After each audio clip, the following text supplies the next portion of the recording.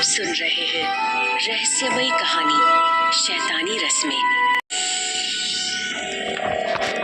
राजा साहब और सुमित्रा एक दूसरे कमरे की तरफ चले गए थे। सभी को वहां से जाता देख कलावती छटपटा रही थी, लेकिन वो कुछ नहीं कर सकती थी। अब उसे इंतजार था तो जल्दी से जल्दी सुबह के होने का।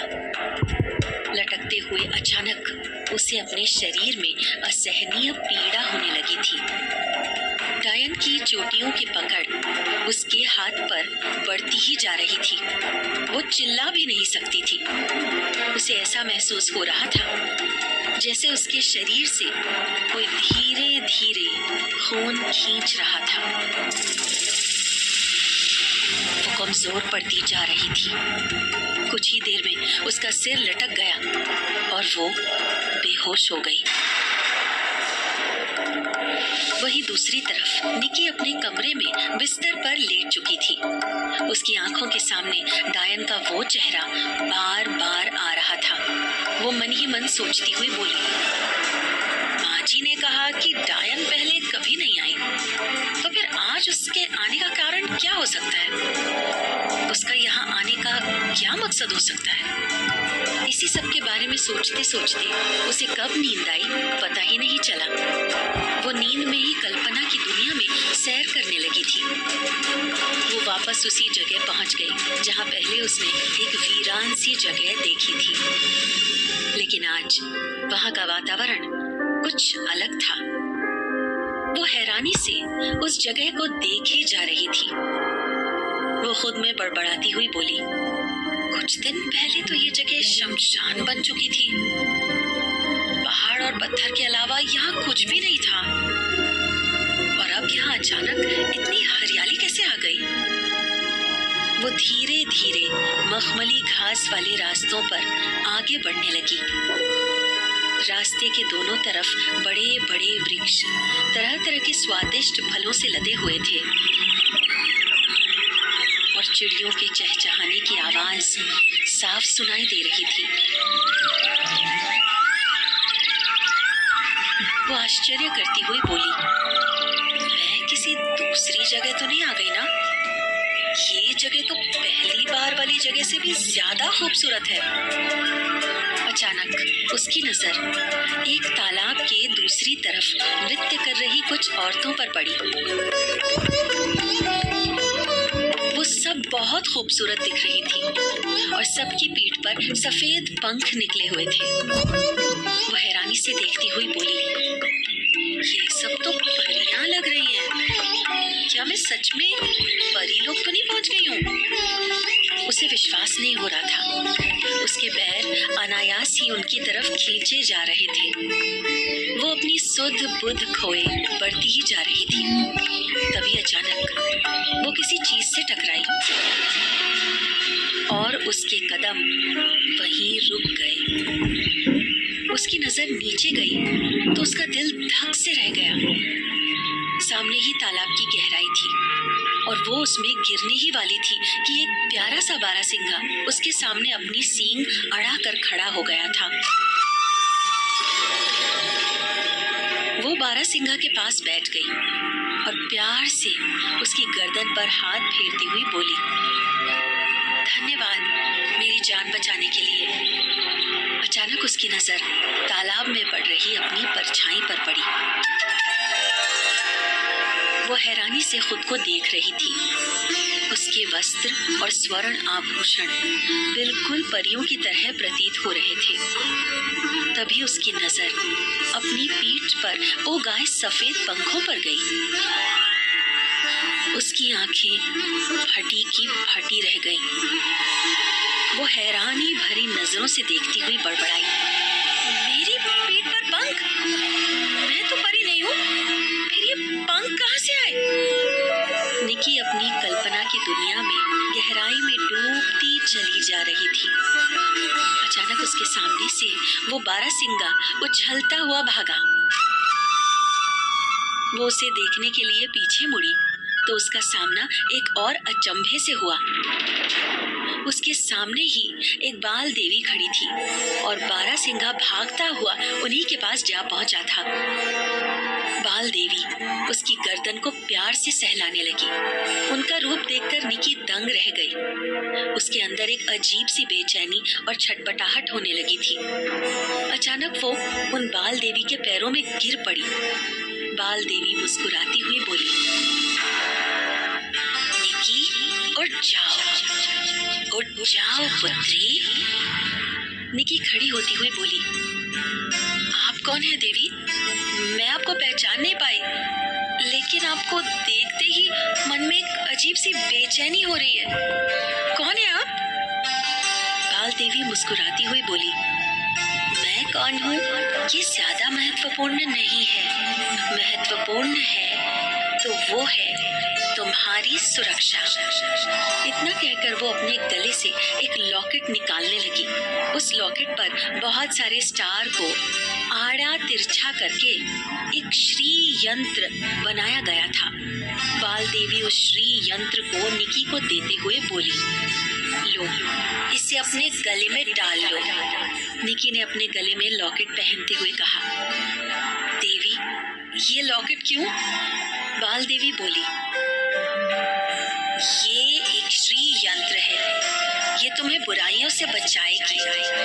ये तुम्हारी रक्षा के लिए है। और हाँ, ये डायन से भी तुम्हारी रक्षा करेगी। इसे कभी भी अपने गले से मत उतारना।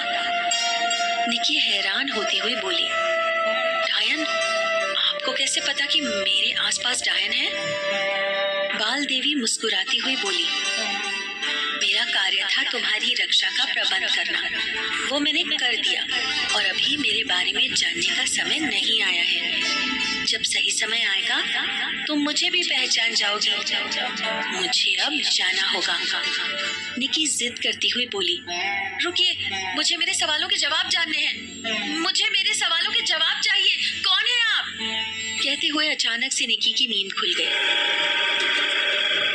वो बिस्तर पर उठ बैठी।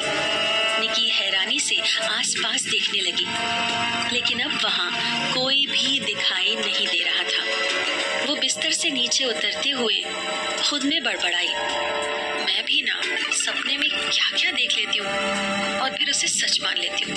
लेकिन फिर वो खुद में ही आश्चर्य करती हुई बोली, लेकिन मुझे उसी जगह के आसपास के सपने क्यों आते रहते हैं? ये बहुत अजीब है। पहली बार जब मैं सपने में वहां गई तो अच्छी जगह लगी।